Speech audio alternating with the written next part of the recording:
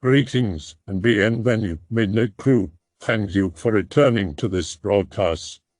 And welcome to new viewers joining us for the first time. If you like a video, then feel free to subscribe. Some viewers may find the following video disturbing. Viewer discretion is advised. Started when I was 16. I was an only child, living with my mother and father. Every night I would wake up at 2:16 a.m. exactly. No dopiness, no tiredness, nothing. I would sit bolt upright, for a reason unknown to me, and I would listen. I would see nothing in the pitch black of my room, I would hear nothing in my silent house. For 5 minutes, until 2:21 a.m., I would listen hard. At first, I heard nothing. 5 minutes of being totally alert, totally unable to switch off, hearing not a single sound. Then, as quickly as the alertness came, it faded, and I'd fall fast asleep. This went on for a few weeks, every night the same. I didn't think much of it. I wasn't scared very easily, this was more puzzling than anything else. Around a month or so into the awakenings, I heard the first sound. It was so close to being inaudible, I almost thought I imagined it. A soft footfall outside my door, on the stairs leading up to my attic room. The next night, another step taken, yet still incredibly quiet, as if on tiptoes. Still, I was more puzzled than scared, but it was starting to become a little strange. This progressed, night after night, the footsteps growing louder and louder, closer and closer up the 12 stairs to my room. On the 5th night, I tried to get out of my bed to investigate during the awakening. But I couldn't move. It didn't feel like paralysis, it felt like my body wasn't my own, as if I had no control, as if all I had was consciousness and no physical input. I started to become scared. The next day I stayed off school, sick. I was beside myself with fear for that night. I finally fell asleep at around 2 a.m. And I woke up the next day, like nothing had ever happened. I had not awakened during my sleep. I felt more refreshed than I had done in weeks. I was beside myself with relief, and had a great day. The next night, again, I slept like a log. It was over. The next month was probably the best of my life. I did well in all my classes, I got a girlfriend. I had good luck and generally just had a good time. It was after a particularly good Saturday spent with my girlfriend that I went to bed, the happiest guy alive. I couldn't wait for the next day. I have never felt the same chills as I felt that night when I woke up at 2:16 a.m., sitting bolt upright, unable to move, staring blindly into space, listening. 4 minutes of complete silence passed. With every second, a stronger chill surged down my spine. With every second, another bead of cold sweat slipping down my neck. At 2:20, with the loudest crash, I heard my door being ripped from its hinges and smashed against the far wall. Footsteps thudding towards me with unstoppable intent, louder than you can possibly imagine, closer and closer until they stopped dead. A cold rush of air washed over me, chilling me to the bone. My eyes, wide with terror, searching for anything to focus on. For a few seconds, nothing happened. Then suddenly, emblazoned in my vision in white, etched, print the words, "I have arrived," along with the most horrible sound I have ever heard. If you have ever heard the screams of foxes in the night, imagine them at a much lower pitch. An inhuman, guttural scream, the scream of an agonized, tortured soul. I remember the exact sound to this very day. Beyond that, there was nothing. I fell asleep at 2:21 a.m. and woke up the next day too terrified to do anything. I sat hunched on my bed. All day, unmoving. When night came, I was wide awake. I never wanted to sleep again. Time ticked by on the clock. 1:30. 1:45, 2 o'clock, 2:10, 2:15. Then I blacked out. I don't remember anything that happened that night. I awoke to find myself standing in my parents' room. Simply standing there, arms by my sides, relaxed. I had no idea how I got there, which in itself was slightly alarming, as I had never been prone to sleepwalking.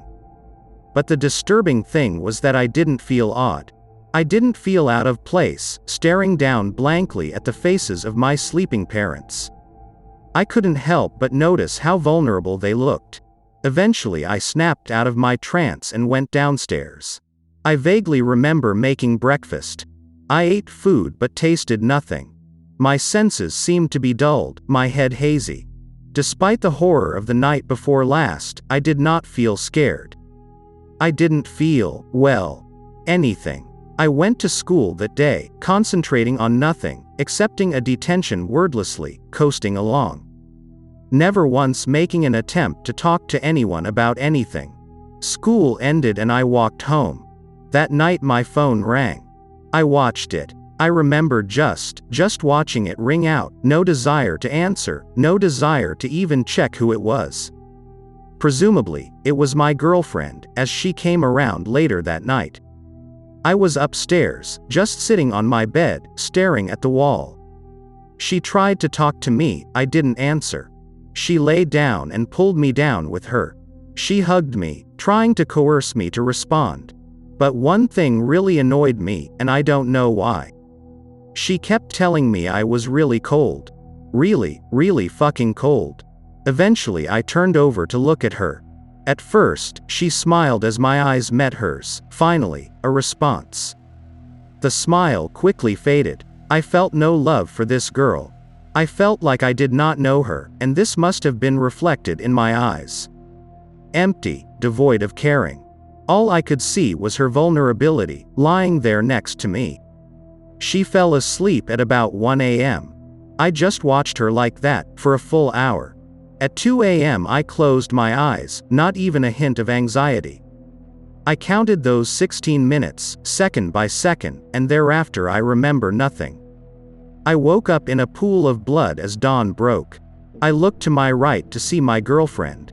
Her chest had been ripped apart, her ribs hanging loose at either side. Unidentifiable organs spilling out. I felt nothing. I rose from my bed, covered in blood.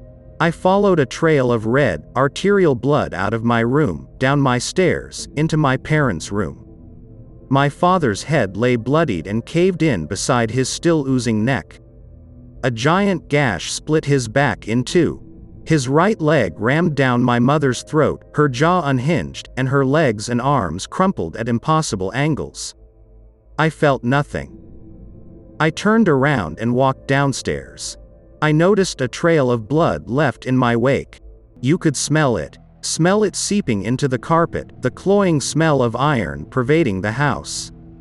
Even through my numbed senses. I went and made myself breakfast. Another tasteless meal. In fact, it was getting worse. I could taste less than the day before. I went back upstairs and stared at the wall for hours, I think. By now I keep forgetting what happened. My mind just became cloudy and unaware of what was happening. Eventually, I just lay back down in the pool of blood, next to my eviscerated girlfriend. I remember reading 2:16 on the alarm before I went to sleep that night. I remember waking up standing in front of the wall next to my parents' room. From the door frame to where I was standing at the wall, neat rows of blood-colored handprints. I couldn't see much, but looking down I saw my hand smeared in red. My hearing was almost gone. My touch was so dull that I felt completely separate from the rest of the world. Trudging over to my parents' room, I should have been horrified.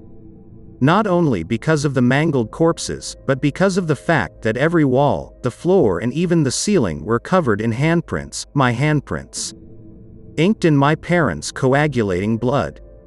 The last thing I remember doing was going downstairs and clumsily searching through my drawers, finally finding a rusty old knife that had dropped behind the back of one drawer, then making my slow way upstairs. Then, nothing. A neighbor eventually complained about the smell coming from our house. The police arrived shortly afterwards. I pity anyone who had to step into that house. Nearly a week's decay would have made the smell utterly overwhelming. They thought we were all dead at first. But, when I had been transported outside, upon closer inspection, I was still alive, somehow. They had found me on the stairs with both legs and my left arm lying beside me, detached. There were no clean cuts, nothing surgical about the procedure. They could not explain how I had not died of shock or blood loss, but as they discovered my only remaining limb grasping that blunt, rusty table knife, they knew what had done it. I've been in the institution for 2 weeks now. I have never felt better. I feel normal. I'm like any other person now. Any one of you. I could be living a normal life, feeling like this. Like every one of your existences. But I'm not. I'm writing this final little bit, waiting for an operation to save my digestive system. See, there's an unidentified metal object in there somewhere that has to come out. A little box-shaped thing. Well, I say unidentified, I only just remembered that my girlfriend had a pacemaker. I hope that you enjoyed tonight's broadcast. If you enjoyed tonight's story, then please subscribe to the channel as more Greentext will appear daily. A new broadcast will appear when the clock strikes midnight Central Time.